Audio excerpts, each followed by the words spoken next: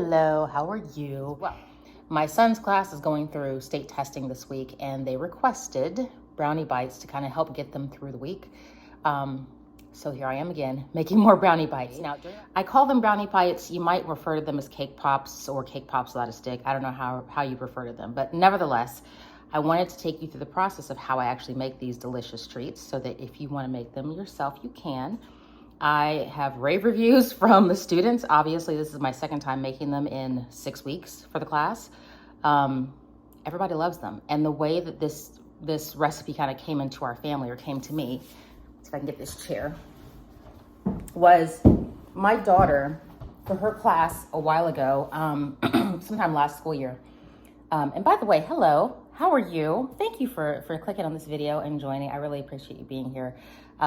If you are interested in brownie bites and treats, please like, share, subscribe, all those things. But what I wanted to share with you in terms of how this recipe came into our family is that my daughter was making brownies for a bake sale for her class. This was last year sometime. And we made the brownies, working last minute, as a lot of families do. And it was time for her to go to bed. So it was my job to put the brownies into the oven and get them out. Well, even though I put the brownies in at the right time, took them out at the right time, for whatever reason, the texture and consistency just wasn't there. I think there was something in terms of how we made the recipe.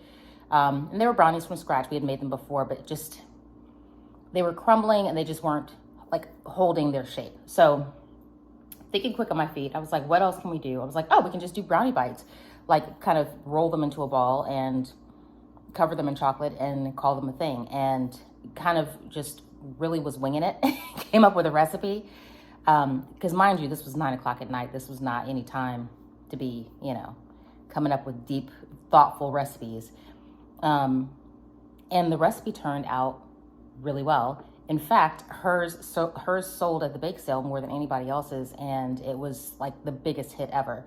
So that is how brownie bites came into, and we call them brownie bites because of that original recipe. We were trying to make brownies, didn't turn out. We pivoted and figured out something else, and it just worked out to be great. So the way that I'm making these, even though those original brownies were from scratch, I don't normally do these brownie bites from scratch. I normally do a cake mix because it's just easier. Now, can you do this from scratch? Yes, absolutely. And if you want a video of me making cake from scratch, a cake that would be used for this recipe from scratch, please comment down below and let me know. I'd be happy to put that together for you. And I'm sure my family would love to enjoy the dessert, literally, of having that made. So in any case, just wanted to share with you how these things are made, because apparently they are like, they're bussin', clearly. So let me go and get you all the things that you need to know for this. I will say I do have my trusty handy dandy. I got this on clearance. That's my oven. My oven's preheated to 350. I got this bowl on clearance from Target. It was after the holiday sale. So this bowl was $6, and I think I got like 4 of them. It's by their store brand, Figment, Figmint. I would show it to you, but then I would drop all the contents of my bowl. In this bowl is literally nothing but 2 boxes of cake mix. Now, this is the Betty Crocker Super Moist Chocolate Fudge, chocolate fudge. Use whatever you like. It can be Duncan Hines. It can be, like I said, from scratch. It can be another brand. It can be store brand. It doesn't matter. Just find your favorite cake mix. You could also, I've also done this with actual brownie mix from the store, and it works just fine as well. The recipe is, the process is still the same. So grab yourself a box of this, and I'm actually doing 2 boxes because my daughter requested some as well. So, I just noticed, interesting, the coloring is not the same on these 2 boxes. This chocolate frosting is darker than this chocolate frosting. Okay, that's beside the point. Anyway, my daughter requested some as well, so I'm making a little bit more than usual. By the time this recipe is over, there should be enough for each child to have 2 brownie bites, and I'm gonna have plenty left over, so I'll share with the neighborhood. So that effectively will make about 50 or 60, more or less. It's a lot of brownie bites. Anyway, I'm using 2 of these as I'm doubling the recipe, but normally I would just use 1 of these. And I just follow the directions on the back. So here it says to preheat your oven to 350 for an aluminum or glass pan, or 325 for a nonstick pan. Most people have made one of these box cake mixes before, so I'm not going to go in detail, but essentially I'm just using the ingredients that are listed here. So you have 1 cup of water, half a cup of vegetable oil, and 3 eggs. Now, if you're like me, you got real stingy with your eggs during the kind of egg crisis where all the egg prices went up several months ago. So I have been using, which I guess kind of makes this vegan-esque. What in the foolishness is this, Shauna? Let me explain this. Okay, flaxseed, ground flaxseed meal mixed with water. You let it sit for 15 minutes and it creates an egg-like texture and consistency, and it's actually a vegan egg substitute. Works just fine. You can't taste anything different in the mix, but this works when I don't feel like using egg, or if I am low on eggs. This is what I will use in all of my baked goods. It works perfect in muffins. I can't tell any kind of difference in flavor, in taste, in texture, consistency, nothing. It is a perfect substitute, and this is actually cheaper than using real eggs. So you're welcome. I normally keep a bunch of flaxseed. It has to be ground flaxseed, not whole flaxseed seeds. Ground flaxseed or flaxseed meal, MEAL, is what you have to use for this. So the recipe calls for 3 eggs. So I am, like I said, doubling it, which means 6 eggs, which is a lot of eggs in my opinion. But then again, I'm stingy with my eggs. So I'm using the equivalent of 6 eggs, which is what this is. Now, I'll put it on the screen somewhere. If you are looking to substitute flaxseed meal for eggs, the way it works is 1 tablespoon of dried flaxseed meal or ground flaxseed plus 3 tablespoons of water equals 1 egg. I'll say that again. 1 tablespoon of flaxseed meal. Hold the line. Hold on.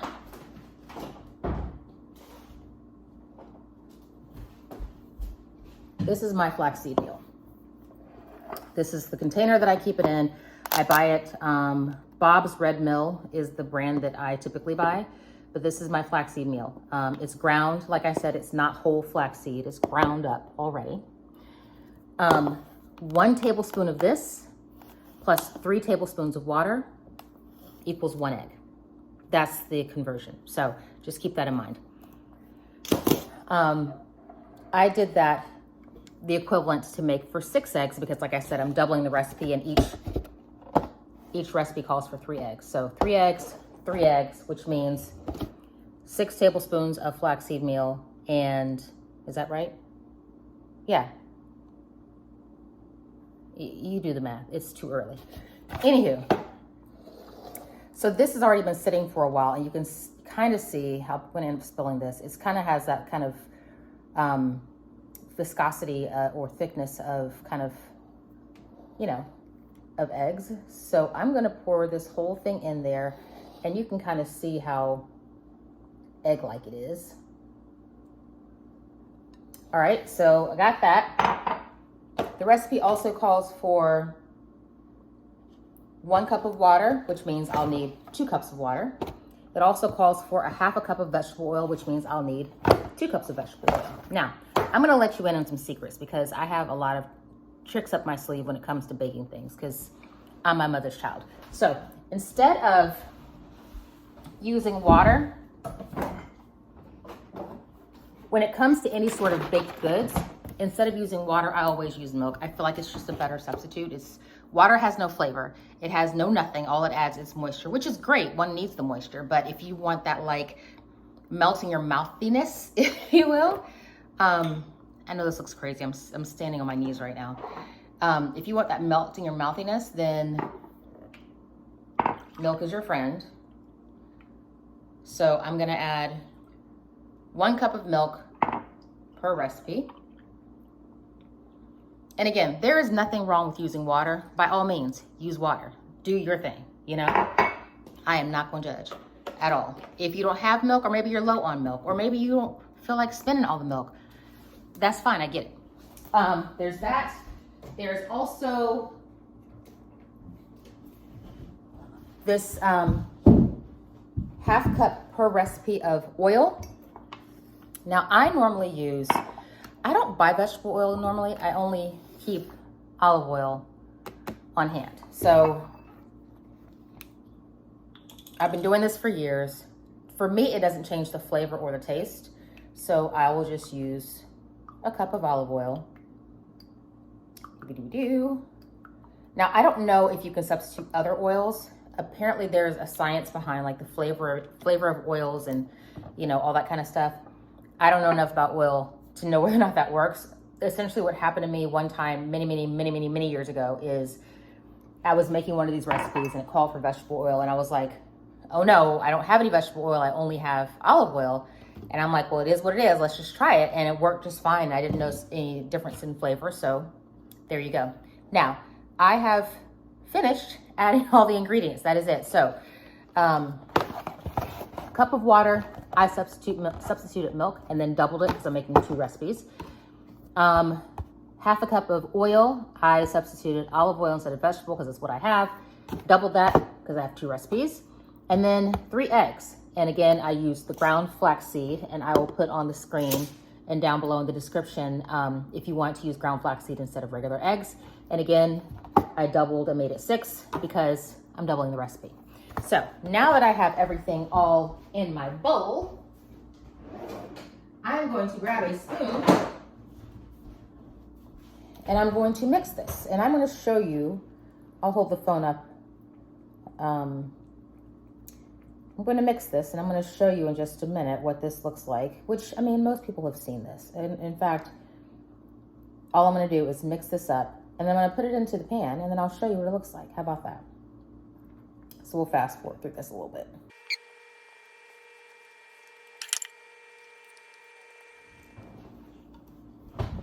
Okay, friends, I'm back. I have completed the process of stirring this up. I added it to my pan here, but it's pretty straightforward. This is a 13 by 9 inch pan, and I have both the recipes fit in here. I imagine this is gonna rise up nicely. And yeah, after that, I will show you what I do. Like I said, it is very, very easy and straightforward. So I'm gonna put this in the oven. Again, the oven is preheated for 350, and I will leave this in for about 25 minutes. It says on here for 13 by 9 inch pan, 28 to 33 minutes bake time. I normally, you know, before that, the lower end of that number, I will check it around that point and just kind of see how it's doing. And then, you know, determine from there how much more time it needs in the oven. But this should turn out well. It smells wonderful. PSA, if you do box cake mix, right, you have this beautiful spoon here that is now covered in batter. Don't eat this. Don't eat this, okay? Especially if you use raw egg, don't eat it. This was not meant to be consumed raw. And if you have used a spoon or something to mix something that has raw egg in it, you are now consuming raw egg, which puts you at risk for food poisoning, whether it's salmonella or E. coli or any other level of bacteria and things that can get into your body and do really nasty things. So yes, I know you've probably been licking the spoon since you were 12 or since you were 2. I get that. Don't do it anymore. Okay, just don't do it. The public health professional in me cannot let this moment pass and not say the words, don't lick the spoon, okay? You can lick the spoon from the frosting after the frosting is done. Don't lick this spoon, okay? If it's raw batter, don't lick it. If it has raw flour in it, don't eat it. Don't lick it. Just, now. I'm gonna go put this in my oven. I'll be right back.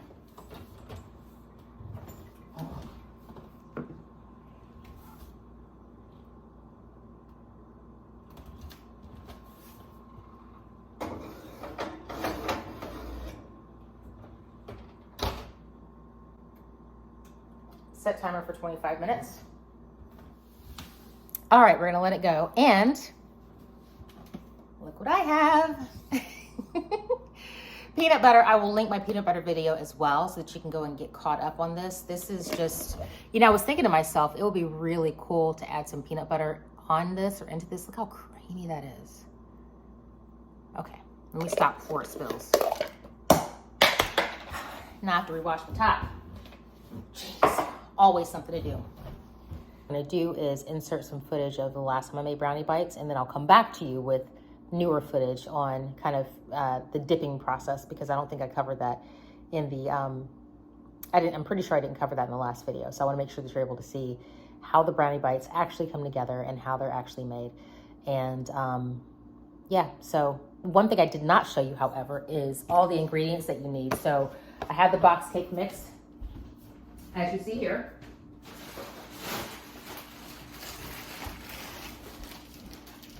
I also have a tub of frosting. I don't know what cream cheese frosting, you can't go wrong with cream cheese frosting. I don't care cream cheese is always the business. So use whatever frosting you like. I find that this chocolate fudge and the cream cheese makes for an amazing tasting brownie bite. I also have these milk chocolate wafers. There are plenty of these on the market that are, store brand or kind of generic brand. Use whatever you like. I find the best flavor, however, comes from the Ghirardelli. So I actually got 2 of these because I hate running out of these. So I have 2 of these, and I have to go to the store a little bit later, so I may actually get a 3rd one, because like I said, there's nothing worse than making brownie bites and running out of the dipping chocolate. Like, that's the worst thing. I also have some sprinkles for decoration. You can use any kind of jimmies or whatever. These are just, regular old rainbow sprinkles that I picked up at Target. I'm gonna try something which I haven't tried before, which is adding a stick on there so it will turn into, I guess, in theory, like a real cake pop. Last time I tried this, it didn't work out too well, but I'm gonna try it again. And also, because I'm trying to be fancy, I picked this up at Hobby Lobby. This is a cake ball tongue, I guess. You're supposed to, I have to wash it, obviously. But I'll have to figure this out. We'll figure it out together, because apparently I just kind of put the cake, let me just open it. Apparently I put the cake ball in here somehow, and I'm able to kind of mold it better. So I normally just do kind of round balls, but this could be interesting. So we will see if and how this works. And if it doesn't work after the first 1 or 2, then I'll just go back to rolling them into round-ish circles like I normally do. Yeah, and that's pretty much all you need. I mean, like I said, this is a crazy easy recipe. So cake mix, and then of course whatever ingredients go into making said cake mix. You need your sprinkles, you need your frosting, you need your melting chocolate. If you're making like 1 batch of brownie bites, typically 1/2 of this tub of frosting will work. And this is 16 ounces. Since I'm making 2, I will probably 2 batches of this. So 1 and 2. I will probably end up using the entire of this tub. So, yeah, this is gonna be fun.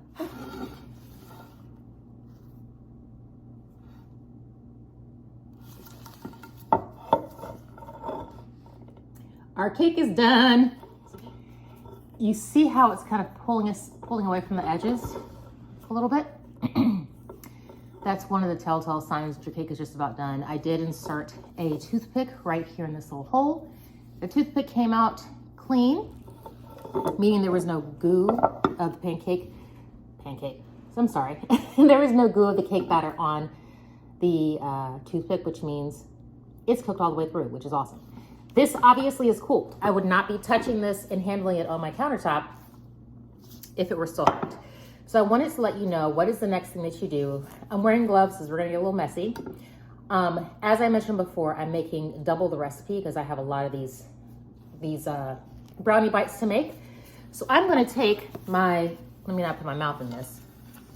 I'm gonna take my rich and creamy store-bought frosting, and normally if I were making 1 recipe, I would use just half. Because I'm doubling the recipe, I'm gonna use the whole 10. Now, the thing about this is that you don't want, and I apologize for the camera angle here, but the thing is you don't want the goo that turns into your brownie bites to be too squishy. And because if they are, just the texture is just not right. It won't form properly. It'll be really just a royal pain in your behind. So there's my frosting. And here is my cake. And the simplest way for me to do this is to literally just put this, I have a knife right here, just to put this directly into the cake. I'm not frosting the cake. And just to start, I'm gonna do about maybe half of the container. Well, that's a little more than half the container. You can see how much is left. And I am going to use my hands, which is why I'm gloved, because I don't like to have goo underneath my fingernails. That's just a personal thing. I'm gonna mix this all up. And I'm gonna try to show you, how this, this is just, it's cake, right? Oh my gosh, he's destroying the cake. Well, you know what? It's gonna get way worse than this. So buckle up, buttercup. All right, so here we are with my cake here. And as I showed you before, I just put about maybe a little over half of that tub of frosting in there. And I'm literally just using my hand. So you can see why I prefer to wear gloves with this, and literally just mixing it all together. So it's gonna form this amazing goo. And the goo is what is going to really form your brownie bites. Now, as you can see, I'm obviously not finished mixing up the whole thing with all the frosting, but as you can see, that frosting starts to sort of form a little bit of a binder, if you will, to the cake, so the cake can start sticking together a little bit. And as you can see, just as an example, if I were to put a little bit too much frosting, what you'd end up with is something that's a little bit too gooey, right? And nobody wants that as a brownie bite. But then if I didn't use enough frosting, I would end up with something that just kind of crumbles and doesn't stay together. So you want to have the perfect balance. So I recommend, even if you're only doing one box of cake mix with this, and therefore if you're only using one box of cake mix, you only use no more than about half of the tub of frosting. Put in less than you think you need and go from there. And if you feel like it's not quite binding well enough, you can always add more. The problem is if there's too much in there, you can't take any out. So, that's kind of how you start. I have actually done this before and added too much frosting. Nothing kind of came together properly. So I ended up having to run to the store and buy more cake mix. Or if I just didn't feel like running to the store, I would just, pull out my recipe book and make another cake from scratch, which is, you can do, but nobody wants to do that, right? So I'm just gonna keep on mixing. And actually, as this is coming together, I'm almost feeling like I don't even need the whole tub of frosting. So I'm just gonna keep mixing this together, and you'll start to see how the consistency is coming up. Actually, if you were to eat this right now, you would be in absolute heaven. It's chocolate cake and cream cheese frosting. Like, what in the world could possibly be better than that? It is coming together nicely. I actually might add just a tiny bit more of frosting to kind of make sure that this mixes together nicely. But I'm just gonna keep going here and just mix it until it's all kind of, the right texture and consistency. And in terms of judging the right texture and consistency, if you see how you can, see individual crumbs here, that's not what you want. What you want is really to be able to see kind of like this, almost. Just a little damp.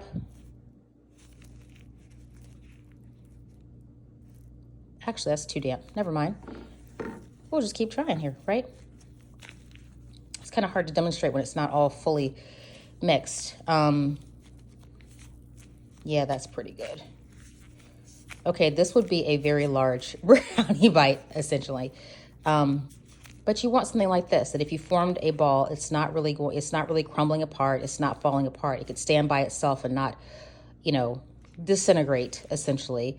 But then also, it still has some firmness to the touch, that if you were to squeeze it, you can see how the cake is starting to emerge from it as you squeeze it. So that's really what you want. You can't overmix this. It's not like you're mixing the gluten or overdeveloping the gluten, because the cake is already cooked, or baked rather.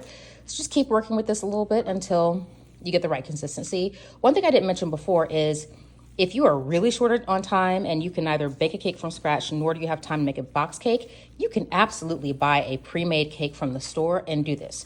One thing I think will be really interesting is if you went to, see, Publix is local to my area and they make the best cakes out of a store-bought cake. If you were to go to Publix and buy like just a sheet cake that's already made with the frosting and everything, and then just take the sheet cake and just put it in a big bowl and mix it all together. I mean, that certainly would work. So you're getting all that juicy flavor of a cake and the frosting. It's all in kind of one bite versus, you know, everything being a little bit separated. So anyway, I'm going to keep mixing this up and I will show you how this continues to come together. And like I said, I might add like a tablespoon more of frosting, but I may not even need that much more because this is coming together nicely even with just the frosting that I have. All right, so here are my brownie bites. I put them in the freezer so that they would get a little bit cool and harden up a bit. And so I took a few out to kind of come a little bit to room temperature because what happens is if they're too cold, they will start to expand as they are warming up. And you don't want that because they'll actually break the chocolate. So brownie bite here goes into the melted chocolate. And again, this is the Ghirardelli melting wafers. Just follow the directions on the back of the Ghirardelli melting wafers, package. And you just dip it in, roll it around. I like to dangle some of the excess chocolate off with a fork. Then I place it on a baking sheet lined with wax paper or parchment paper.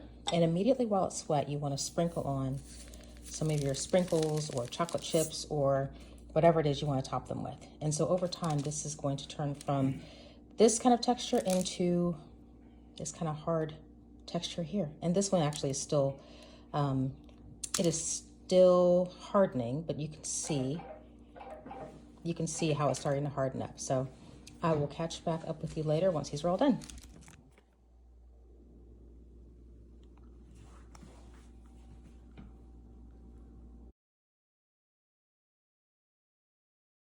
I have one brownie bite to spare here. I'm going to crack this puppy open. It is a little bit too late in the evening for me to be eating chocolate, so I won't be able to actually eat it. This is the fork I use to dip the brownie bites in. This little crust, oh my gosh, look at that. The outside shell is hardened. This beautiful goodness. This is just all kinds of ooey gooey goodness. I love this. Try this out. Tell me what you think in the comments. Look how rich and chocolatey that is.